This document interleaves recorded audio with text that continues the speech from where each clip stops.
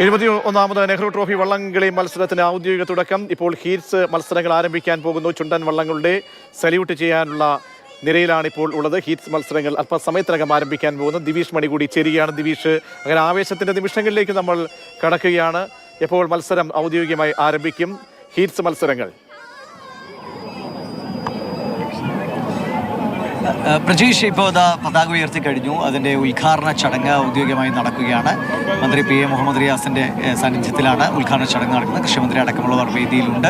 ആ ഉദ്ഘാടന ചടങ്ങ് പുരോഗമിക്കുന്നത്. ഇപ്പോൾ മാസ് ഡ്രില്ലിൻ്റെ ഭാഗമായി മത്സരത്തിൽ പങ്കെടുക്കുന്ന ഓരോ ചുണ്ടൻ വള്ളങ്ങളും ഇവിടെ ഇങ്ങനെ അണിനിരന്നുകൊണ്ടിരിക്കുകയാണ്. ഇപ്പോൾ ഏകദേശം ഒരു 12-13 ചുണ്ടൻ വള്ളങ്ങൾ അണിനിരന്നിട്ടുണ്ട്. 2 എണ്ണം ദൂരെ നിന്ന് തുഴഞ്ഞെത്തുന്നുണ്ട്. അപ്പോൾ ഇത്രയും മത്സരിക്കുന്ന എല്ലാ ചുണ്ടൻ വള്ളങ്ങളും മാസ് ഡ്രില്ലിൻ്റെ ഭാഗമായി ഇവിടെ അണിനിരക്കുക. ഇത് തന്നെ ഒരു മനോഹരമായ കാഴ്ചയാണ്. ഇപ്പോൾ വളരെ ശാന്തമായ ഒരു അന്തരീക്ഷമാണ്. ആളുകളെല്ലാം ഉദ്ഘാടന ചടങ്ങിൻ്റെ ഒരു രീതിയിലേക്ക് മാറിയതുകൊണ്ട് മറ്റ് ആരവങ്ങൾ അല്പം ഒതുങ്ങി നിൽക്കുന്നു. പക്ഷേ ഇത്രയും വള്ളങ്ങൾ അതിമനോഹരമായി അലങ്കരിച്ച് നല്ല മിന്നിത്തിളങ്ങുന്ന നിലയിൽ ഉള്ള ചുണ്ടൻ വള്ളങ്ങൾ, നമുക്കറിയാം ഈ ഓളപ്പരപ്പ് ആ ചുണ്ടൻ വള്ളങ്ങളുടെ ഉയർന്ന ഭാഗത്ത് ഇങ്ങനെ പ്രതിഫലിക്കുന്നത് കാണാൻ തന്നെ വളരെ മനോഹാരിതയാണ്. അപ്പോൾ എല്ലാവരും കൃത്യമായി ഒരു അസംബ്ലിയിൽ അണിനിരക്കുന്നത് പോലെ ഓരോ ചുണ്ടൻ വള്ളങ്ങളും ഇങ്ങനെ ഒരുപക്ഷെ ലോകത്ത് തന്നെ അപൂർവമായി കാണാവുന്ന കാഴ്ച എന്നതാണ് ഇങ്ങനെയൊരു അതിമനോഹരമായ ഒരു ജലമേള. അത് നമുക്ക് മാത്രം അവകാശപ്പെട്ടതാണ്. നമ്മുടെ ചുണ്ടൻ വള്ളങ്ങളുടെ രൂപം തന്നെ ഒരുപക്ഷെ ലോകത്തിന് ഏറ്റവും വിസ്മയം നൽകുന്ന നമ്മുടെ ഒരു ശില്പ ചാതുരിയുടെ ഏറ്റവും മികച്ച ഉദാഹരണമാണ്. ഓരോ ചുണ്ടൻ വള്ളവും നിർമ്മിച്ചെടുക്കാനുള്ള സമയവും അതിൻ്റെ ഏറ്റവും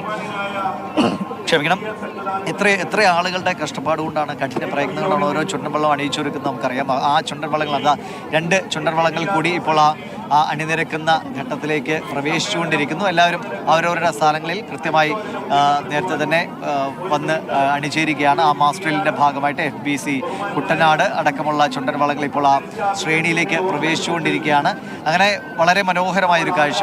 എല്ലാവരും ഇപ്പം നമ്മൾ ഇപ്പോഴത്തെ ശാന്തത നോക്കണ്ട പ്രജീഷ്, ഇതൊരു മത്സരത്തിലേക്ക് പോകുന്നതാണ്. ഇപ്പോൾ തൊട്ടടുത്ത് ഇങ്ങനെ വളരെ സൗഹൃദമൊക്കെ പങ്കുവെച്ച് അവർ സംസാരിച്ചിരിക്കുന്നുണ്ട് ചുണ്ടൻ വള്ളങ്ങളെ തൊഴിച്ചിലുകാർ. പക്ഷേ അടുത്ത നിമിഷം അവർ പെട്ടെന്നല്ലേ കുറച്ച് സമയത്തേക്കൊരു ശത്രുക്കളെന്ന പോലെ തന്നെ പോരാടും. അതാണ് അതിൻ്റെ ഒരു രസം. ഞാൻ മുമ്പിൽ എന്ന ആവേശത്തോടെയാണ് പോരാടാൻ ഇറങ്ങുക. പിന്നെ രസകരമായി ഇപ്പോൾ നമ്മൾ കഴിഞ്ഞ കുറച്ച് കൊല്ലങ്ങളായി കാണുന്ന പോലെ പല ചുണ്ടൻ വള്ളങ്ങളിലും അതിൻ്റെ പ്രത്യേകിച്ചും നടുഭാഗത്തൊക്കെ തുഴച്ചിലുകാർ കൂടുതലും അന്യ സംസ്ഥാനങ്ങളിൽ നിന്നുള്ളവരാണ് അതൊരു കൗതുകമല്ലാതായി മാറി എങ്കിലും ഞാൻ സൂചിപ്പിച്ചെന്നേ ഉള്ളൂ. കഴിഞ്ഞ കുറച്ച് വർഷങ്ങളായിട്ട് നമ്മൾ കാണുന്ന ഒരു പതിവ് കാഴ്ചയാണ്. അത് ഇത്തവണയും അത് തുടരുന്നുണ്ട്.